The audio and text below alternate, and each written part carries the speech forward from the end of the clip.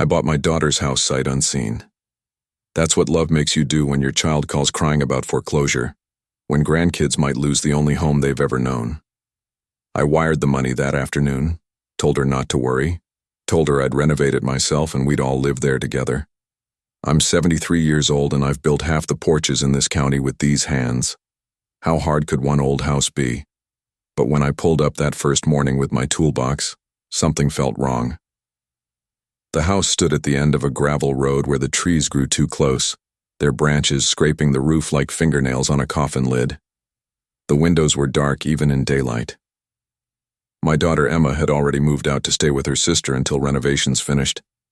She'd left the key under a cracked flower pot by the door. I should have asked her why she looked so relieved to be leaving. I should have asked why she sold it to me so cheap. The plumber arrived Tuesday morning. I'd called him to check the basement pipes before I started tearing into the walls upstairs. His name was Vincent, a thick-shouldered man in his 50s who came recommended by 3 people at church. He had steady hands and the kind of face that didn't show much emotion. That's why I noticed when the color drained from it. Before I dive in, let me know in the comments where you're watching from. And if you enjoy stories like this, please like and subscribe because I need to know I'm not alone in what I'm about to tell you. Vincent had been down in the basement maybe 20 minutes when I heard his footsteps on the stairs. Not normal footsteps. Slow, deliberate. The kind you take when your legs don't want to move. He came up through the kitchen doorway and stopped. His toolbox hung from his right hand, but his left hand was shaking. I was replacing a broken cabinet hinge and I turned to ask him what he found. That's when I saw his face. Pale. Bloodless. Like he'd seen something that reached inside him and squeezed. He opened his mouth twice before words came out. His voice was barely a whisper. "Get out. Don't tell your kids." I set down my screwdriver. My chest tightened. "What did you find?" He shook his head quick and sharp, like he was trying to shake the image out of his skull. "You don't want to know. You don't want them to know. Just get out of this house and don't come back." I'm not a man who scares easy. I've buried a wife, survived a heart attack, and worked construction in storms that sent younger men running. But Vincent's eyes had something in them I'd never seen before. Not fear. Certainty. The certainty that whatever was down there was worse than anything I could imagine. "I'm not leaving," I said. My voice came out steadier than I felt. "I paid for this house. My grandkids are supposed to grow up here. Now tell me what you saw." He set his toolbox down and wiped his palms on his jeans. Twice. "There's a door," he said quietly. "Behind the furnace, old wood. Padlocked from the outside." I waited. He swallowed hard. I opened it. The way he said it, you'd think he was confessing a murder. "And?" He looked at me with something close to pity. "There's a room back there. Small. No windows. The walls." He stopped. Took a breath. "The walls are covered in scratches. Deep ones. Like someone tried to claw their way out." My stomach dropped. I wanted to tell him he was lying, that he'd misunderstood what he saw, but the look on his face said otherwise. "Was there anyone?" "No." He cut me off. "No one's in there now, but there's a bed, a broken chair. And..." He trailed off, eyes distant. "There's a child's drawing on the floor. Crayon. Faded, but still visible. It's a picture of a little girl standing next to a woman, and underneath it, someone wrote in pencil, 'Help me, Mama.'" The air in the kitchen felt thinner. I wanted to sit down, but my legs wouldn't bend. Vincent picked up his toolbox. "I'm leaving. I'm not charging you. I'm not coming back. And if you're smart, you'll walk out that door right now and never tell your daughter what's down there." He was halfway to his truck before I found my voice. "Wait." He stopped but didn't turn around. "Did you call the police?" He looked back over his shoulder. His expression was hollow. "You think the police don't already know about this house?" Then he got in his truck and drove away, dust rising behind him like a ghost. I stood in the driveway for a long time, listening to the wind move through the trees. The house seemed to be watching me, waiting. I should have followed Vincent's advice. I should have walked away. But my daughter had lived here. My grandkids had played in these rooms, and if something terrible had happened in that basement, I needed to know. I needed to know what I'd brought my family into. I went back inside. The basement door stood open at the end of the hallway, a black square leading down into the dark. I could hear the furnace humming below, a low mechanical growl that sounded almost alive. I grabbed my flashlight from the toolbox, tested the weight of it in my hand, and started down the stairs. Each step creaked under my boots. The air grew colder as I descended, thick with the smell of damp concrete and something else, something sour and old, like decay that had settled into the walls. At the bottom, I swept the flashlight across the basement. Exposed pipes, dusty storage boxes, a water heater in the corner. And there, behind the furnace, just like Vincent said, was the door. Old wood, windowless. A rusted padlock hung open on the latch, dangling like a broken tooth. Vincent had already opened it. All I had to do was push. I reached out, my hand trembling slightly, and pressed my palm against the wood. It swung inward with a long, low creak. The smell hit me first. Stale air. Rot. Fear. I don't know how to describe it except to say it smelled like fear, like something human had suffered in that space for a very long time. I aimed the flashlight inside. The room was small, maybe 8 by 10 feet. No windows. No ventilation. The walls were bare concrete, and Vincent was right. They were covered in scratches. Deep grooves carved into the stone, some of them stained dark at the edges. I stepped inside, my boots echoing on the concrete floor. There was a bed frame against the far wall, the mattress long gone. A wooden chair lay on its side. One leg snapped off. And there, near the center of the room, was the drawing. Faded crayon on a piece of torn paper. A little girl in a blue dress standing next to a taller figure. The woman had no face, just a blank circle where her head should be, and underneath, in shaky pencil, "Help me, Mama." My chest tightened. I crouched down, my knees cracking, and picked up the paper. It was brittle, years old, maybe decades. The crayon had bled into the fibers, but the words were still clear. I turned the paper over. On the back, in different handwriting, someone had written a single sentence. She didn't come. I don't know how long I stood there staring at those 4 words. But when I finally looked up, I saw something that made my blood go cold. In the far corner of the room, half hidden in shadow, was a small pile of clothes. A child's clothes, a blue dress, torn and stained, and next to it, a single shoe. I should have left then. I should have called someone, anyone. But I couldn't move, because underneath the dress, barely visible in the flashlight's beam, was something else. Something that looked like a name scratched into the concrete. I stepped closer, my heart pounding in my ears, and tilted the light down. The letters were rough, carved with something sharp. Maybe a nail, maybe a piece of broken bone, and the name made my stomach lurch. It said, Emma. My daughter's name carved into the concrete floor of a hidden room where a child had been kept prisoner. My mind tried to make it make sense, tried to find another explanation, another Emma, a coincidence, a previous owner's daughter, anything but what my gut was screaming at me. I backed out of that room so fast I nearly tripped over the broken chair.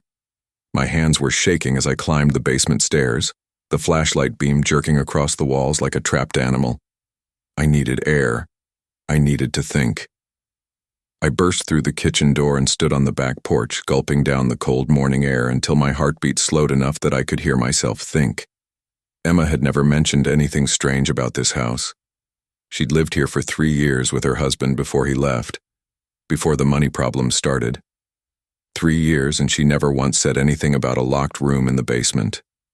Never mentioned scratches on the walls or a child's drawing or her own name carved into the floor, which meant either she didn't know or she did know and never told me. I pulled out my phone and stared at her number. My thumb hovered over the call button. What would I even say? Did you know there was a prison cell in your basement? Did you know your name is scratched into the floor next to a pile of children's clothes?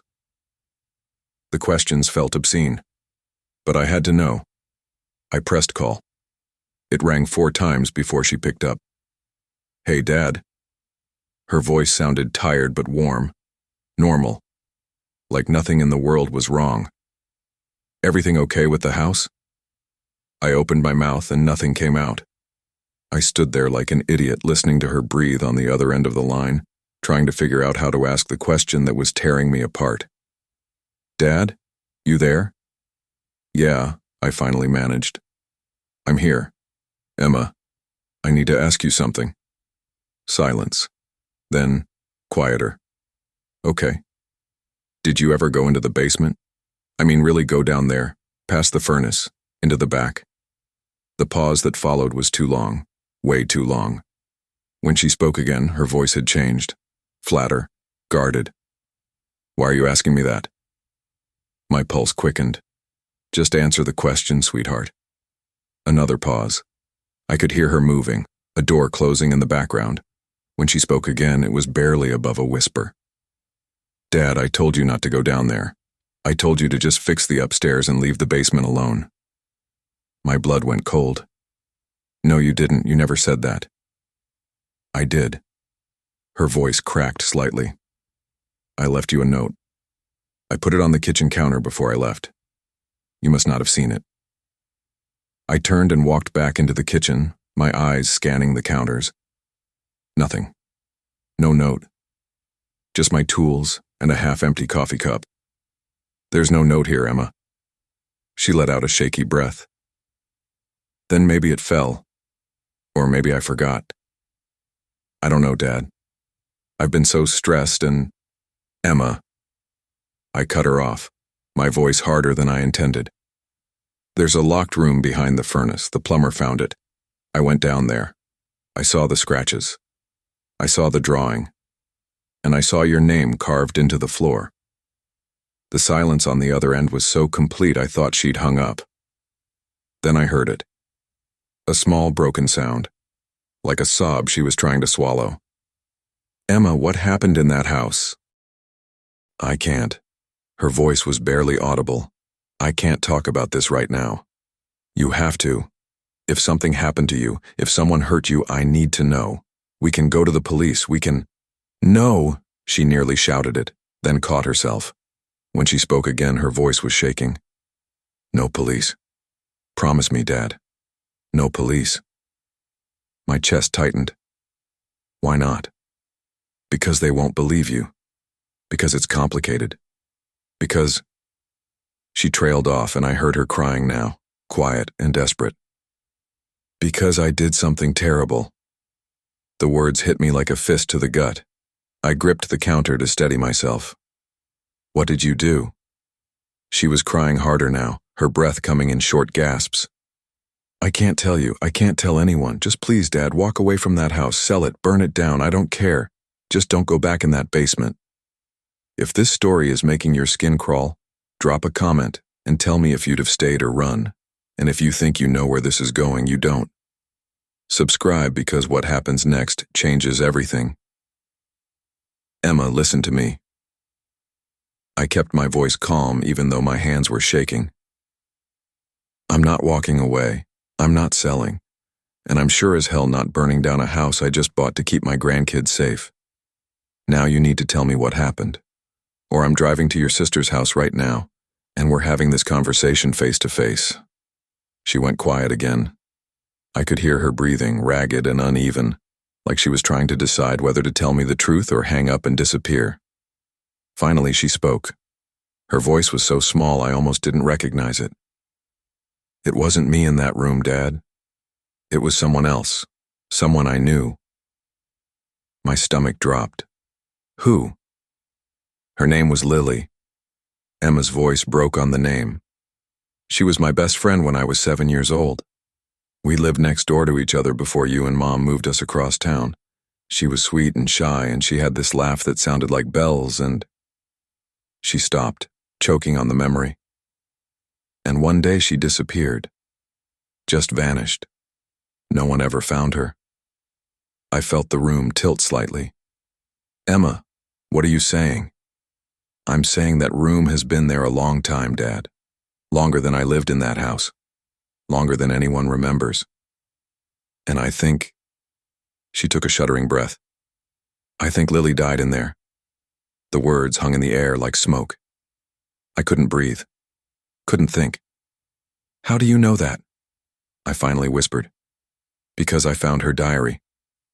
She said it so quietly I almost missed it. What? When I first moved into the house, I was cleaning out the attic. There was an old trunk shoved in the corner, locked with a combination lock. I broke it open because I thought maybe there was something valuable inside. But there wasn't. Just a diary. A little girl's diary with a purple cover and a unicorn sticker on the front. And inside, on the first page, it said, "This diary belongs to Lily Annette Brennan. If you're reading this, I'm probably dead." My legs gave out. I sank into one of the kitchen chairs, the phone pressed against my ear, my heart hammering so hard, I thought it might break through my ribs. Why didn't you tell anyone? Emma's voice was hollow. Because I kept reading, and the more I read, the more I realized that if I told anyone, they'd start asking questions. Questions about who owned the house before me. Questions about who put her in that room. And Dad? She paused, and when she spoke again, her voice was barely a whisper. The person who owned that house before me was Grandma. The world stopped. Everything stopped. The air. My heartbeat. Time itself. What? I couldn't have heard her right. I couldn't have. Grandma owned that house, Dad, back in the 80s, before she sold it and moved in with you and Mom. I found the deed in the same trunk as the diary. It was her house, her basement, her locked room. No. My wife, Catherine, the woman I'd loved for 47 years, the woman who raised our children and baked cookies for the neighborhood and volunteered at the church every Sunday. Not her. Not possible. You're wrong, I said, but my voice had no strength in it. I'm not. Emma was crying again. I checked the county records. I compared the dates. Lily disappeared in 1983. Grandma owned that house from 1981 to 1985. And in her diary, Lily wrote about the woman who took her. She described her, Dad, dark hair, green eyes, a scar on her left hand from a cooking accident.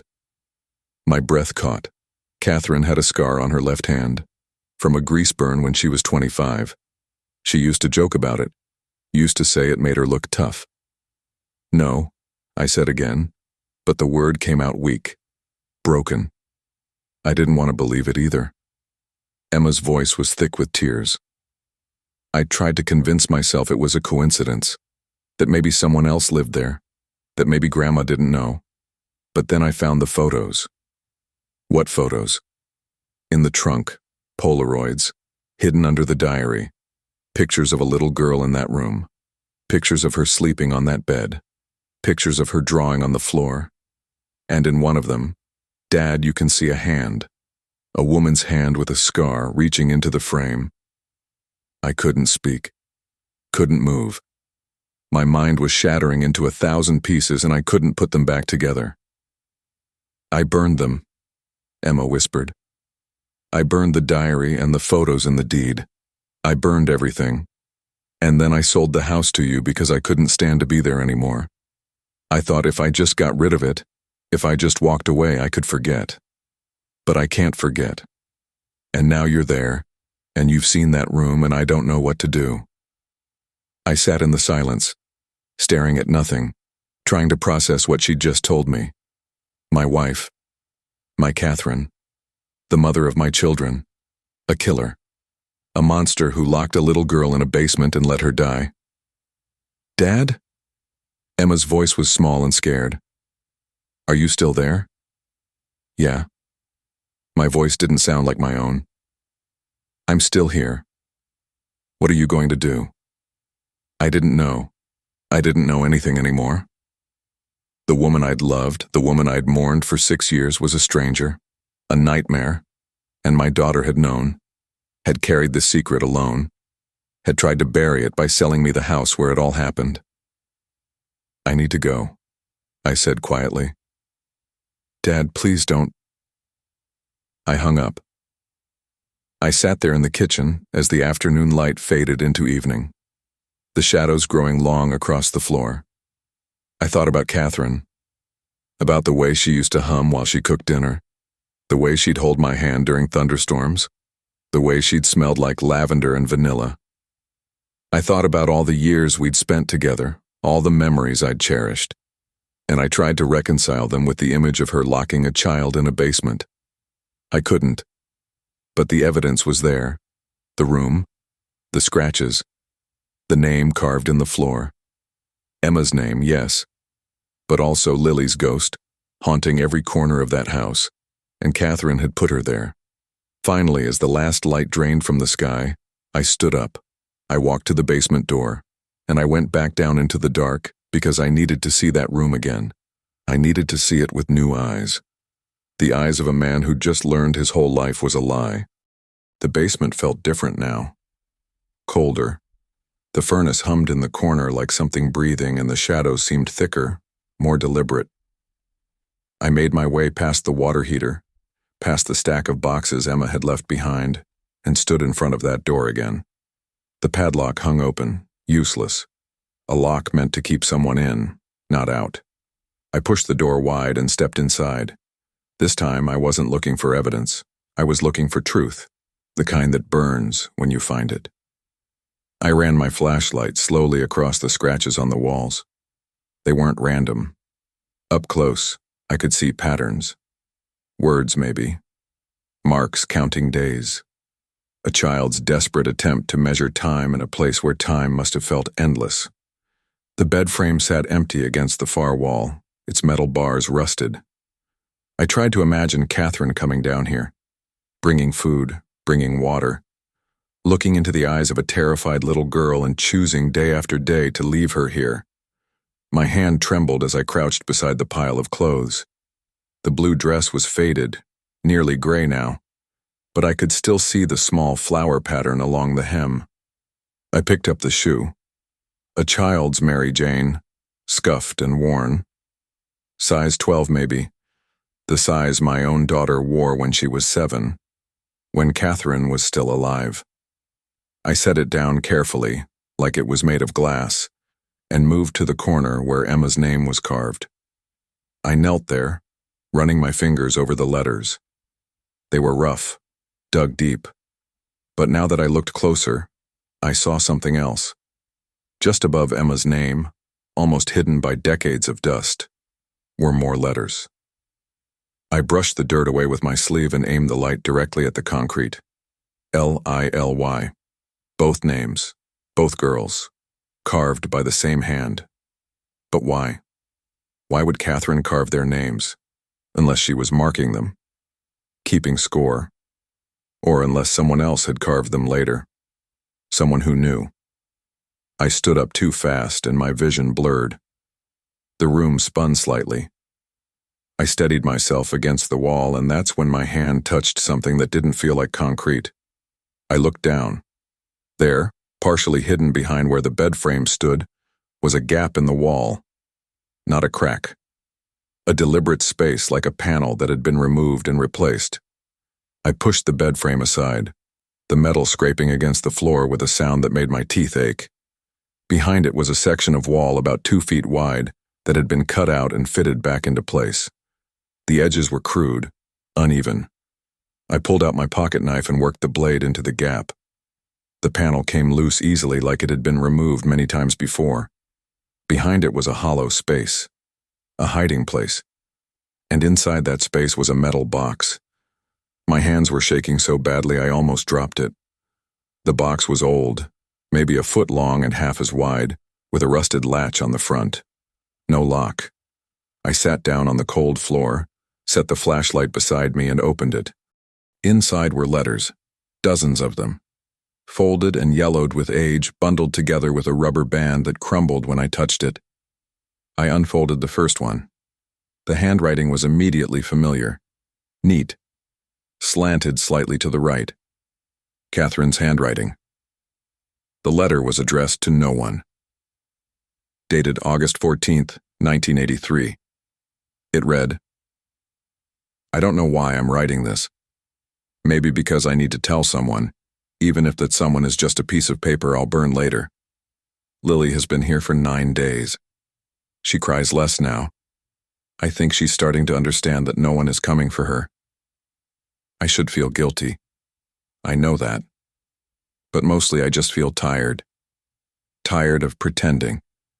Tired of smiling at neighbors and acting like everything is fine when nothing has been fine for years. She asked me today why I took her. I didn't have an answer. Or maybe I did, but I couldn't say it out loud.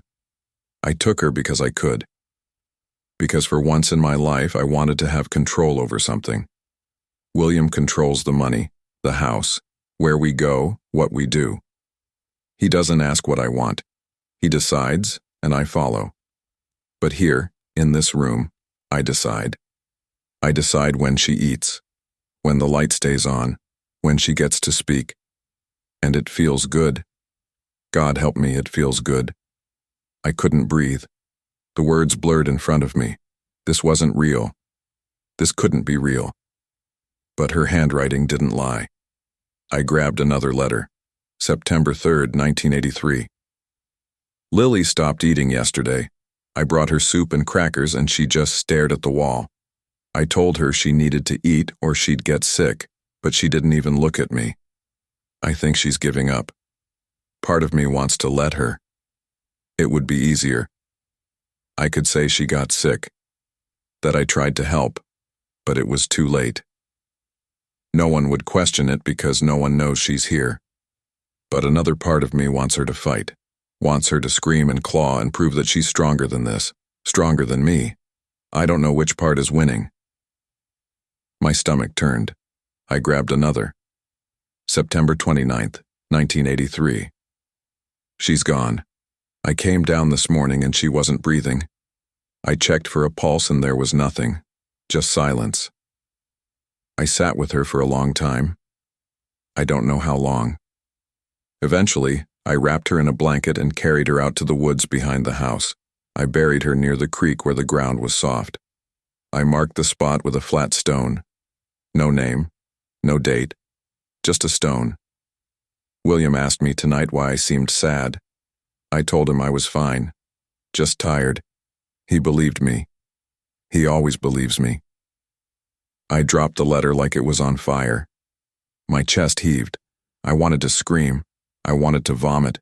I wanted to tear that entire house down to the foundation and salt the earth beneath it. But I kept reading because I had to know. I had to know everything. October 15th, 1983.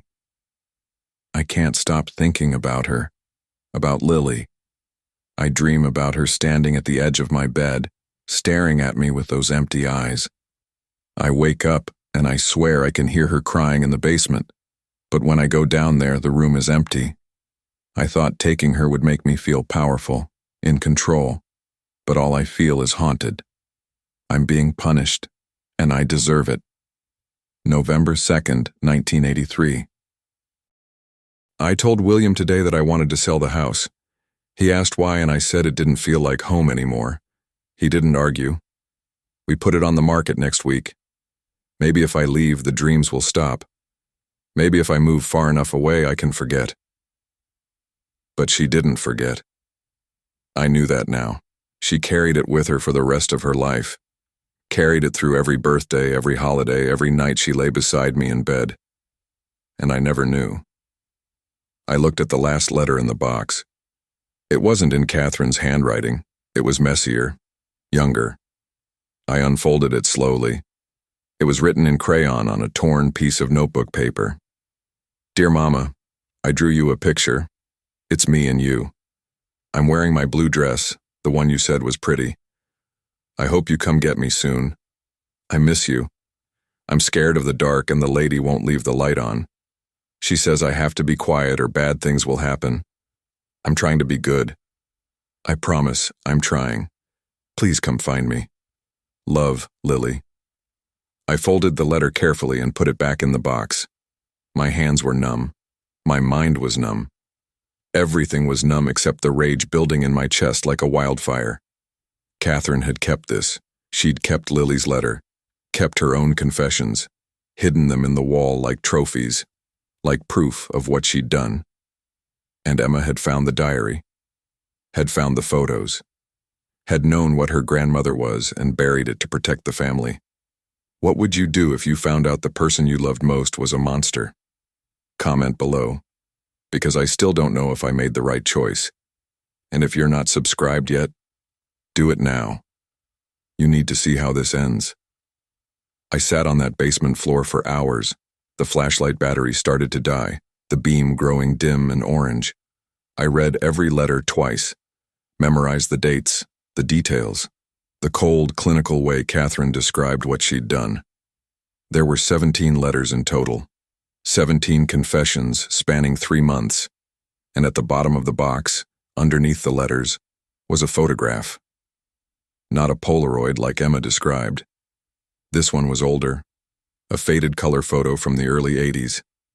It showed a little girl with blonde hair and a gap-toothed smile, wearing a blue dress with flowers on it. On the back, in Catherine's handwriting, it said, Lily Brennan, age 7. Taken August 5th, 1983. Taken. Not kidnapped, not abducted. Taken. Like she was a possession, a thing to be collected. I put everything back in the box and carried it upstairs. I set it on the kitchen table and stared at it for a long time, trying to decide what to do. I could go to the police, show them the letters, the photograph, tell them where Catherine buried the body. They'd investigate, dig up the woods, confirm what I already knew. But then what? Catherine was dead. She'd been dead for 6 years. They couldn't prosecute a corpse, couldn't put a ghost on trial. All it would do is destroy her memory, destroy my children's memory of their mother, destroy my grandchildren's idea of who their grandmother was. And it wouldn't bring Lily back. It wouldn't undo the suffering. It would just spread the pain to more people. But keeping it secret felt like betrayal. Betrayal of Lily, of her family, whoever they were, of the truth.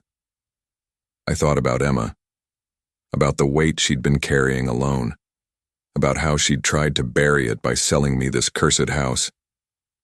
I picked up my phone and called her. She answered on the first ring. Dad? I found the box, I said quietly. The letters, the photo. I know everything now.